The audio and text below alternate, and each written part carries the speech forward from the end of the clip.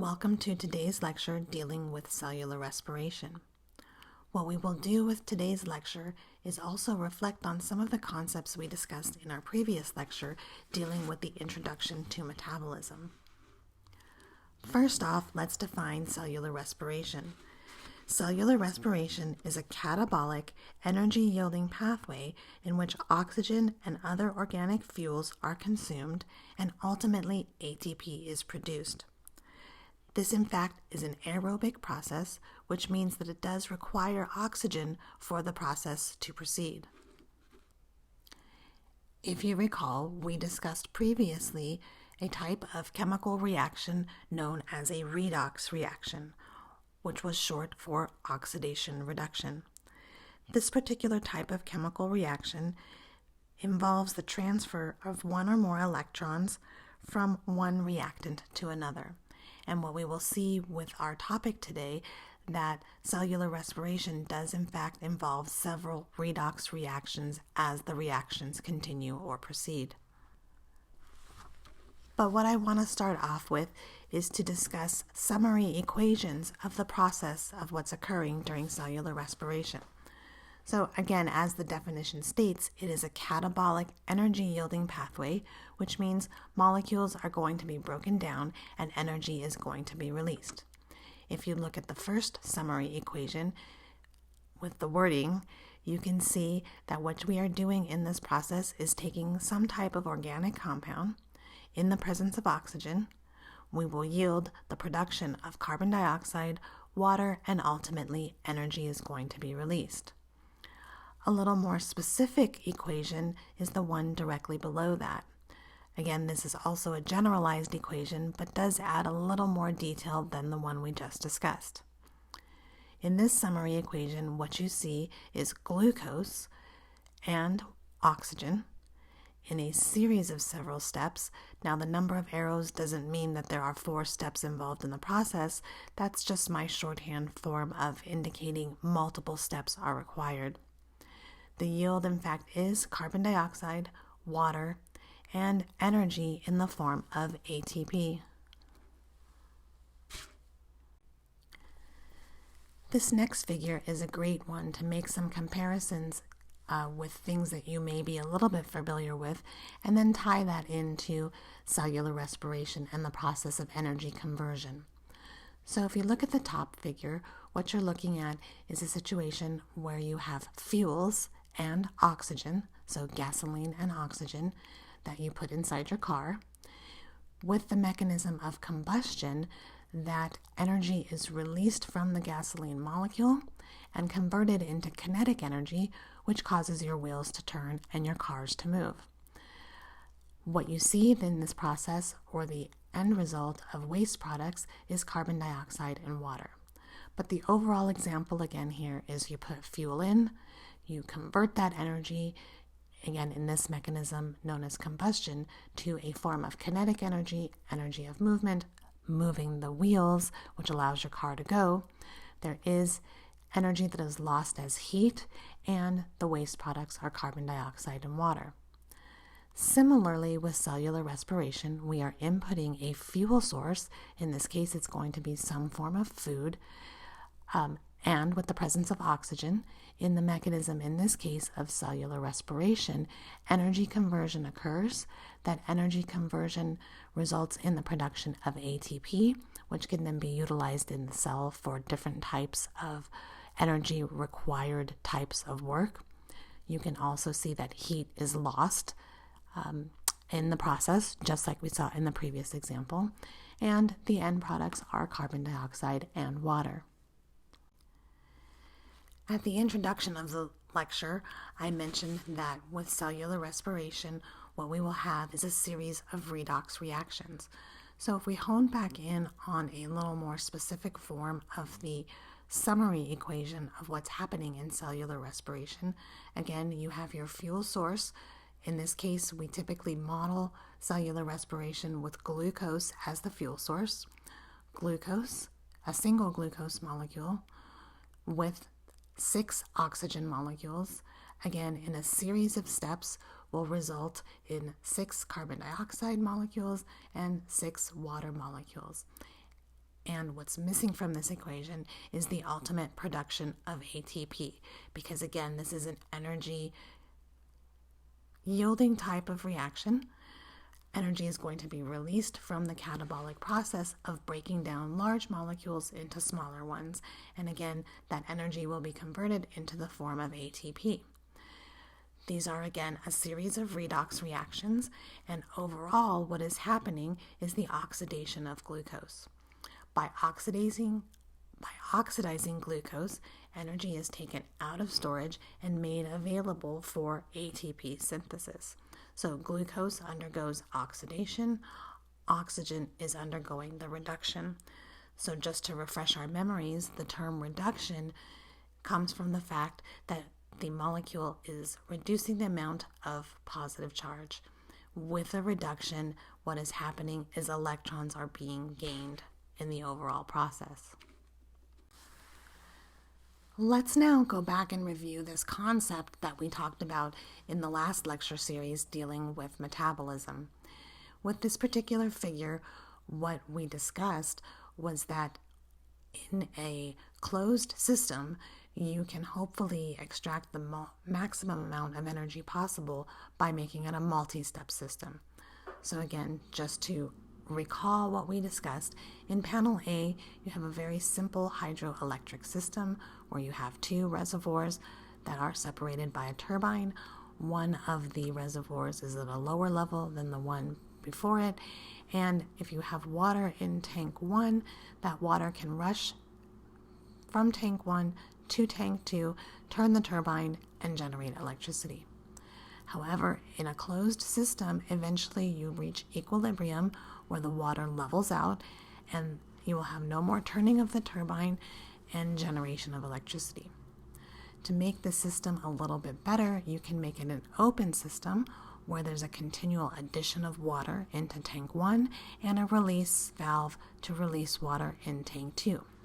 This way, as long as the water is turned on, you can continually fill tank 1, turn the turbine, generate electricity. So again, much better system than in panel A. And then the panel at the bottom indicates what can happen in a multi-step system. This is a much better designed system because you have a multi-tier system where each reservoir is at a slightly lower level than the one just before it. By doing this and using an open system, you can continually add water, turn each one of the turbines, generate more electricity in the process. Now again, we are talking about cellular respiration, and in this case what we are going to see is that cellular respiration is also a multi-step process where the reactions are going to yield energy. Each one of the reactions is going to be at a lower energy level than the previous one, going back to our free energy diagram concept. And by doing so, energy is going to be released at multiple steps. And again, the maximum, or at least much more energy, can be released than in a single step system. What I typically like to do to start off this complex process of cellular respiration is break it down and give you an overview, and then we can focus on the fine detail as we continue on. So cellular respiration is typically broken down into 3 distinct metabolic stages. The first metabolic stage is known as glycolysis, and you can see that on the far left of your figure. Glycolysis is a mechanism where glucose is broken down into 2 molecules of pyruvate. Glucose is a 6-carbon sugar, and pyruvate is a 3-carbon sugar. So the 6-carbon sugar is broken down into 2 3-carbon sugars.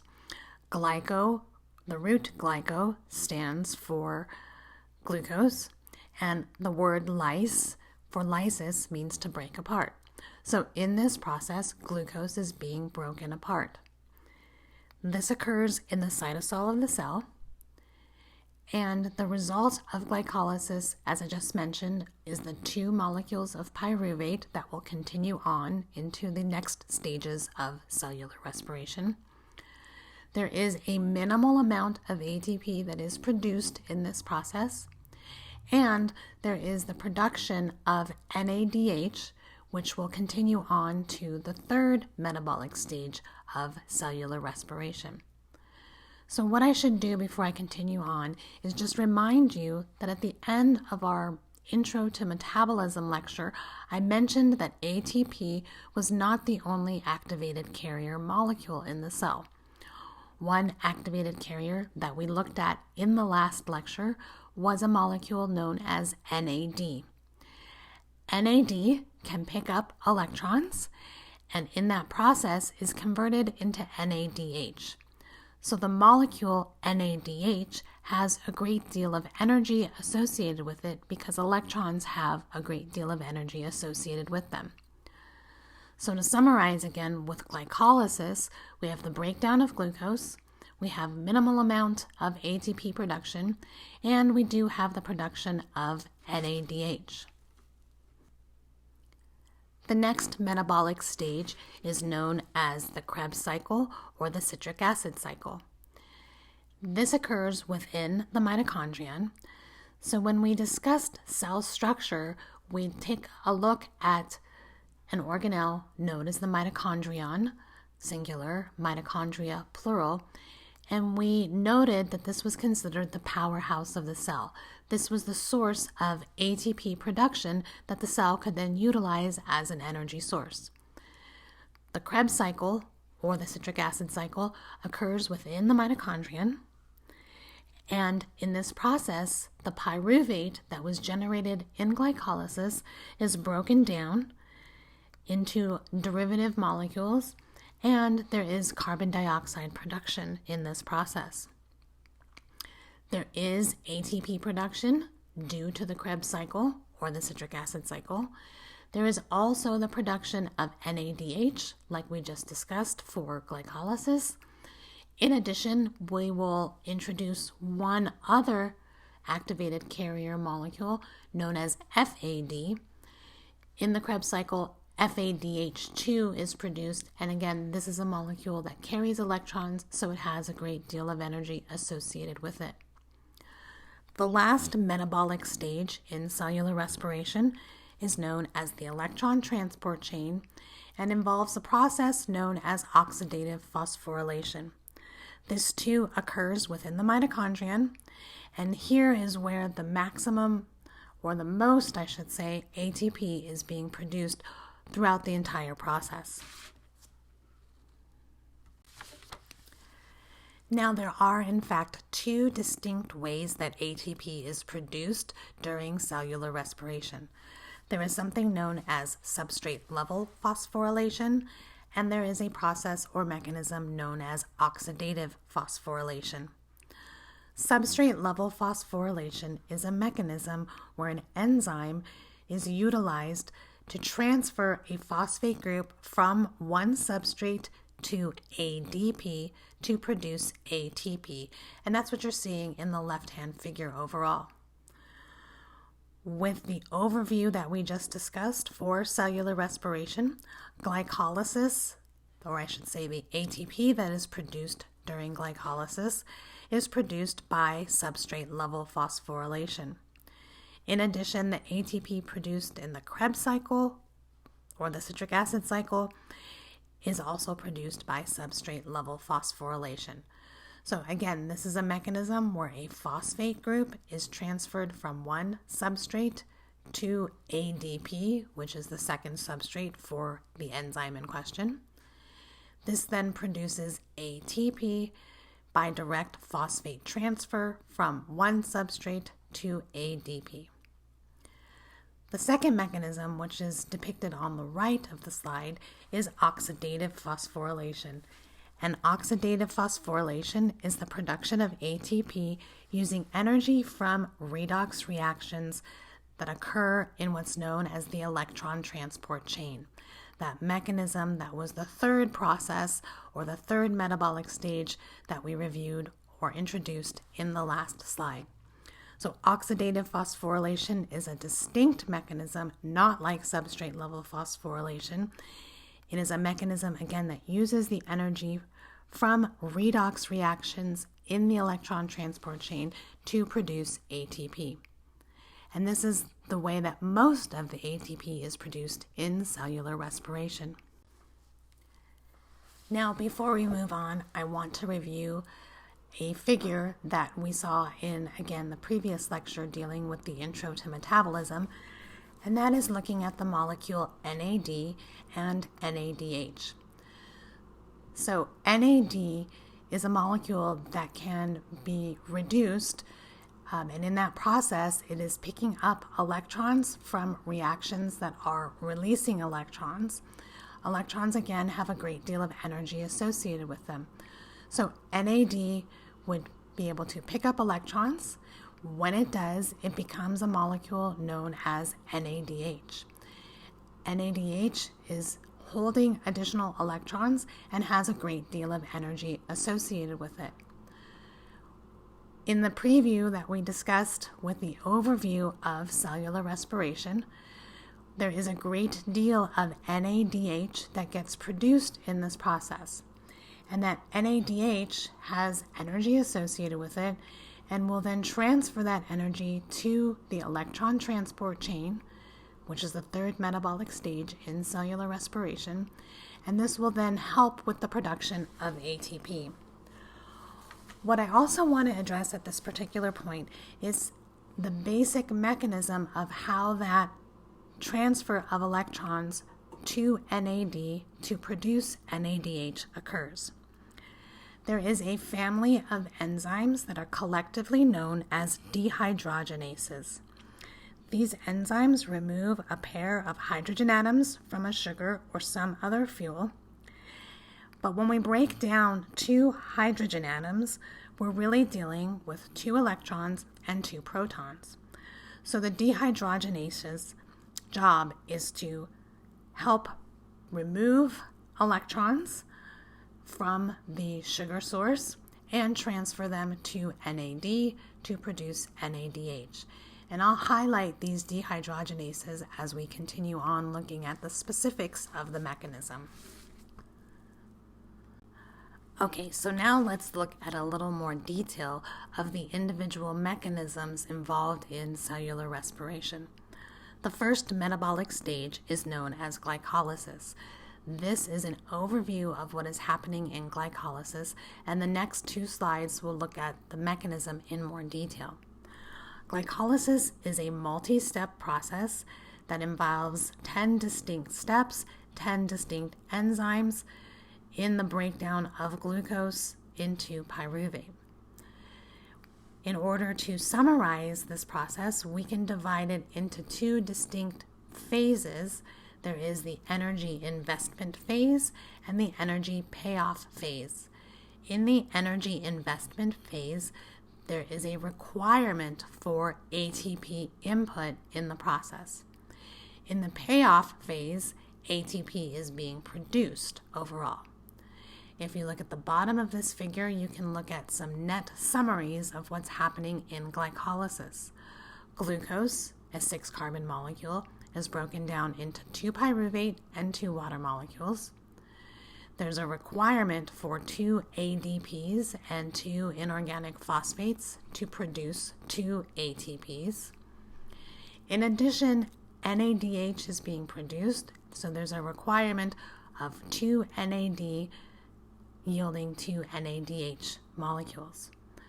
So even though the energy investment phase requires 2 ATP, the payoff phase produces 4 ATP, so the net ATP production in glycolysis alone for 1 glucose molecule is 2 ATPs. But again, I want you to focus at the very bottom of the slide for the net summary of glycolysis. So then this slide and the next slide gives you a more detailed view of the glycolysis process or the glycolytic process. The first slide here is what depicts the energy investment phase, and what you can see is the step-by-step mechanism in this energy investment phase. I will not ask you any of the specific molecules in the pathway, but I like to go over this so that you get a good understanding of what's happening in the process. So at the very top of the pathway, you can see glucose entering into the pathway. The first step is where glucose is phosphorylated. So another family of enzymes I want to teach you about are enzymes known as kinases, plural, or kinase, singular. A kinase is a type of enzyme that transfers the phosphate group from ATP to another molecule in question. So the first enzyme in the first step is known as hexokinase, and it utilizes the energy associated with ATP to take that phosphate group from ATP and attach it to glucose, producing glucose 6-phosphate. This is a really important step in cellular respiration because once glucose 6-phosphate is produced, that molecule is actually trapped within the cell and its fate is locked into the glycolytic pathway.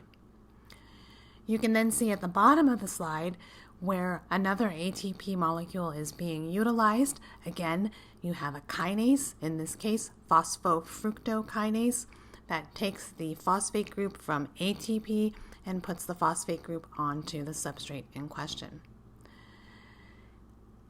At the end of this pathway, again for the energy payoff phase, you can see the production of glyceraldehyde 3-phosphate, and that's going to be the molecule that continues on into the energy payoff phase. At this point, we have broken down glucose into 2 3-carbon molecules. So here we have the energy payoff phase. From the last slide, the molecule that was produced continues on this pathway, and what you can see in the summarizing view is that NADH is being produced and ATP is being produced, and those are really clearly highlighted in the pathway. At the very end of the pathway is the pyruvate molecule, which again is the summary of the molecule that is produced by glycolysis. You have 2 3-carbon pyruvate molecules produced. Pyruvate sits at a very important junction. Pyruvate is produced through the glycolytic pathway, and if oxygen is present, then pyruvate will be shuttled into the Krebs cycle or the citric acid cycle and eventually lead to the production of ATP through the electron transport chain. This is an aerobic process, meaning that it requires oxygen to continue. However, there are circumstances when a cell or an organism is in an environment where there is no oxygen. This is referred to as an anaerobic situation. In an anaerobic situation, it would still be important for ATP to be produced because if no ATP is produced, the cell will eventually die. While it is not an optimized situation for ATP production, fermentation results in the production of minimal amounts of ATP. And there are 2 broad categories of fermentation, known as alcohol fermentation in panel A or lactic acid fermentation in panel B. What's important from both of these reactions is the regeneration of NAD. NAD is required for glycolysis to continue. And eventually what will happen if there is no oxygen, which we'll review when we get to the electron transport chain, if there is no oxygen present, NADH will build up, which means there will be a lack of NAD. If there's a lack of NAD, glycolysis cannot continue, and the minimal amount of ATP production will not occur. So by regenerating NAD by either one of these fermentative pathways, glycolysis can in fact continue and produce minimal amounts of ATP so the cell can survive. So in reviewing glycolysis, we know that 2 pyruvate are produced as a result of 1 glucose entering the pathway, and there is minimal amount of ATP production. However, there is still lots of energy stored in those 2 pyruvate molecules. And so the next step or stage is known as the Krebs cycle, which gives the scientist who established or determined the cycle, Hans Krebs, credit for his work, but it's also referred to as the citric acid cycle. Now, in order to enter into the Krebs cycle or the citric acid cycle, there is a small multi-step process that must in fact occur. This small multi-step process is to get pyruvate into the mitochondrion, and in this slide you can see what happens in this three-step process. It is a multi-enzyme complex involved in this, where there is the removal of one carbon in the form of carbon dioxide. There is electron transfer that occurs to produce NADH. And additionally, there is the addition of a molecule known as coenzyme A to produce acetyl-CoA. Acetyl-CoA is a molecule then that can actually enter into the Krebs cycle. So this multi-step process that I just summarized for you allows pyruvate to enter into the mitochondrion, but again, there are multiple steps involved and multiple results from that process. So just like we did with glycolysis, I gave you an overview first before we looked at the detailed mechanism or steps involved. In the right-hand figure, you have this overview. The very first or top portion shows you the conversion that I just discussed going from pyruvate to acetyl-CoA. And the true cycle occurs or begins with acetyl-CoA entering into the pathway. So what you see here again is a cyclic process. That it means it continues over and over and over again. If we summarize what's happening with acetyl-CoA entering into the pathway, we see that carbon dioxide is being produced, moving clockwise down the cycle. We see that NADH is being produced. We see ATP is being produced. And then you can see that additional activated carrier molecule I mentioned at the beginning of the lecture, FAD, being converted into FADH2. In these figures, everything that's highlighted in yellow is going to be molecules that have energy associated with them.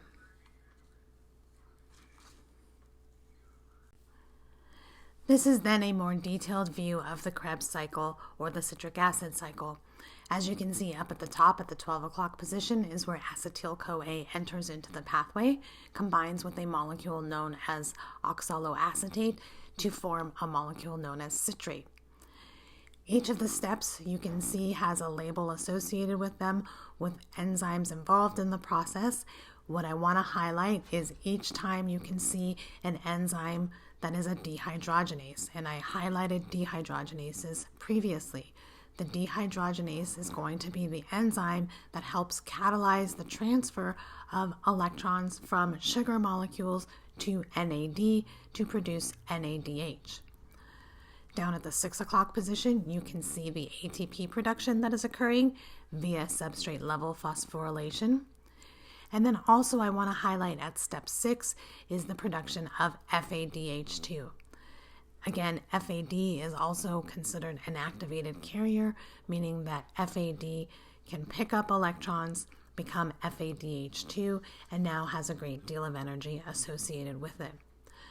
As you can see from this particular cycle, there is a great deal of NADH being produced, ATP being produced, and FADH2 being produced. The last metabolic stage in cellular respiration is the electron transport chain, and this is where the most ATP gets produced in cellular respiration. In this slide, I have several figures superimposed on one another, and hopefully we'll get the point across of what's happening in these reactions. The first one is that hydroelectric plant example that I keep going back to. In that example, what I was trying to demonstrate was that if you have an open system, meaning that in this case water can continually enter from the faucet and water can be released at a valve at the end of the structure, and if each one of the reservoirs is at a slightly lower level than the one before it, water can continue to move downhill. As it moves downhill, those turbines get turned, electricity is generated. Multi-step open system.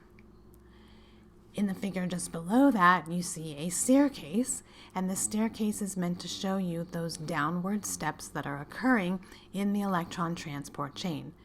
each reaction has energy levels slightly lower than the reaction before it. These are then exergonic reactions, energy releasing reactions, and are going to be what will help eventually in this process produce ATP. On the left-hand side, you can see again what is a modified version of a free energy diagram. And in this modified free energy diagram, what you're looking at is progress of the reaction along the x-axis and the free energy of the components along the y. So same format for free energy diagrams. But in this case, what we've included are each of the components that are part of what's known as the electron transport chain. You won't need to know the individual names of components of the electron transport chain, but just understand that there are a series of enzymes that are embedded in the mitochondrial membrane, and we'll highlight that in the next slide or so. But the important point here is that the energy or the electrons associated with NADH and FADH2 will be transferred to the electron transport chain. These electrons will be transferred from component to component to component in this downhill fashion, and this energy release will then allow for the production of ATP. What I also want to highlight with this figure on the left-hand side is at the very bottom right corner, you can see oxygen. And this is why oxygen is required for these reactions overall. It is what's known as the final electron acceptor. Oxygen sits at the very end of this chain of events and is the last component to pick up pick up electrons, and when it picks up those electrons will eventually lead to the production of water. If oxygen is not present, you're going to have a backup of electrons in this pathway. Okay, so let's take a little more detailed look at the electron transport chain. The enzymes that are involved in the electron transport chain sit in the inner mitochondrial membrane. So they are membrane-associated proteins that are in the inner mitochondrial membrane. What you can see here in this figure are a number of the components that are highlighted, and mostly what is highlighted are the important molecules that are considered proton pumps. Now, what happens in the electron transport chain, as I mentioned in the previous slide, is that there is a transfer of electrons from either NADH or FADH2, two components in the electron transport chain, and then these electrons are transferred from one component to the next in this downward or down the stairs fashion as far as energy association is concerned in those reactions.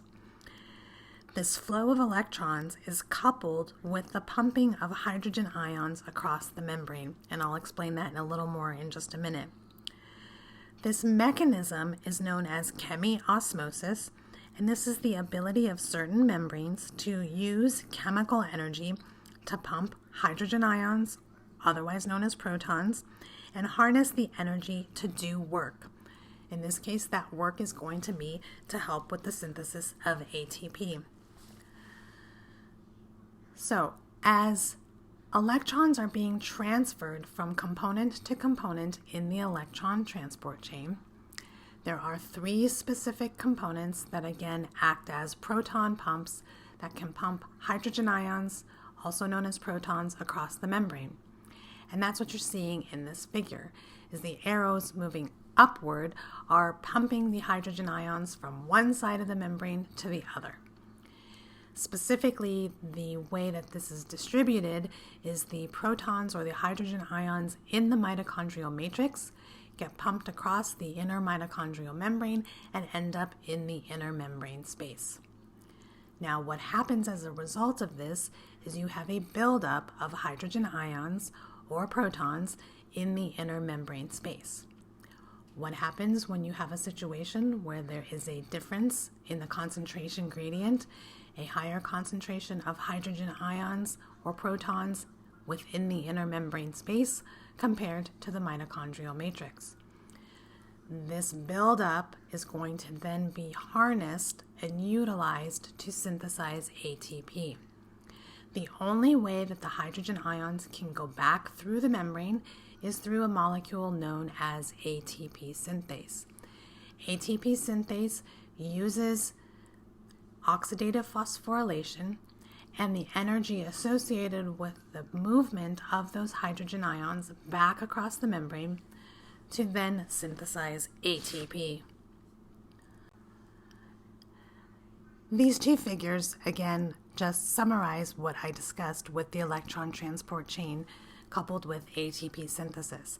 The figure on the left just has the components listed by name as part of the electron transport chain, but you can also see the separation of the mitochondrial matrix, the inner mitochondrial membrane, and the inner membrane space, as well as those pumps that are pumping hydrogen ions across the membrane. In the right-hand figure is the same figure we just looked at on the previous slide that just gives you a little bit more of a view of physically where these components are located. What I want to highlight, though, is that for every NADH that transfers electrons to the electron transport chain, 3 hydrogen ions get pumped across the membrane. And for every FADH2, 2 hydrogen ions are pumped across the membrane. So again, this contributes to that buildup of hydrogen ions that occurs in the inner membrane space. This figure highlights the molecule known as ATP synthase and the process that's undergone to produce the ATP molecules. So what you can see in this particular figure, again, is the structure or the shape of the enzyme. You can see the inner membrane space, this time at the bottom of the figure, where the buildup of hydrogen ions or protons is occurring. That buildup is going to force those hydrogen ions to move from the inner membrane space to the mitochondrial matrix, and again, they have to directly go through this molecule ATP synthase. So as those hydrogen ions are rushing back through ATP synthase, that energy is being harnessed from the movement of those hydrogen ions to produce ATP. And this is the mechanism that's known as oxidative phosphorylation. It is the coupling of the mechanism of the buildup of hydrogen ions to then allow for production of ATP to occur. This is where the majority of ATP is synthesized in cellular respiration. Scientists and students alike oftentimes would like to know how much ATP is being produced for every one glucose molecule that enters the pathway. And the answer to that can vary from scientist to scientist and textbook to textbook. Your textbook has this particular figure that highlights or summarizes the ATP production, that is the net ATP yield for every glucose that enters the pathway. In this particular case, what it is demonstrating is that there is a net of 32 ATPs that are produced for every one glucose molecule that enters the pathway. The reason for differences from textbook to textbook has to do with the amount of ATP that is produced from the hydrogen ions passing back through ATP synthase. That is not an exact one-for-one calculation, hence this is an approximation. So for our purposes, we're going to stick with this particular number because your textbook states it as this particular number, keeping in mind that in other classes, you may hear subtle differences in that exact ATP yield calculation. And again, that's because we don't have a way of accounting per hydrogen that passes through ATP synthase. Again, it's an approximation. The last rather important point I want to highlight with this particular lecture is that for most animals, glucose is not the number one fuel source, and hence then how is ATP produced if glucose is not the number one fuel source? For a typical vertebrate system, you can see food being ingested in this particular figure. That food then needs to get broken down into individual components, polysaccharides, fats, proteins, and even nucleic acids, those 4 main classes of macromolecules. What I want to highlight is what happens when that breakdown occurs and where those individual components eventually lead. The most obvious example is with polysaccharides. Polysaccharides can be broken down into simple sugars, and then many of those simple sugars can be converted into formats that can actually enter into glycolysis and then be shuttled into the pathway like we discussed. So that's pretty straightforward overall. It's not far-fetched to understand how conversions of simple sugars can be utilized in glycolysis to enter different points of the pathway. Proteins on the far right of this particular figure are another main category of macromolecule. Proteins are broken down into individual amino acids, and these individual amino acids then must be converted into formats that can be then utilized in the pathway. The most common mechanism is what's known as a deamination reaction, which removes the amine group from amino acids. When that's done, you have a 2-carbon skeleton molecule that most frequently gets shuttled in or converted into acetyl-CoA right in the center of the slide, and then can continue on along the pathway. Lastly, in the center of the slide is the macromolecule category considered as fats.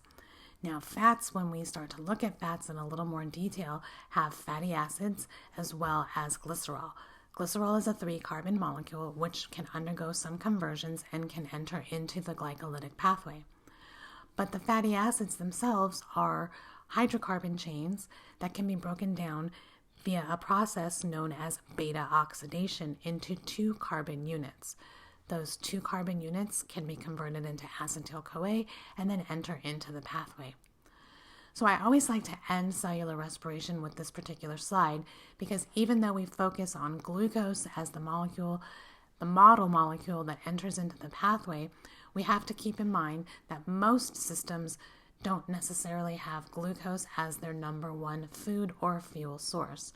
Again, humans and other vertebrate animals take in a variety of types of foods that are then broken down into macromolecule categories and then monomeric categories, which then can undergo multiple steps of conversion and enter into the pathway at different locations to eventually produce ATP for the organism.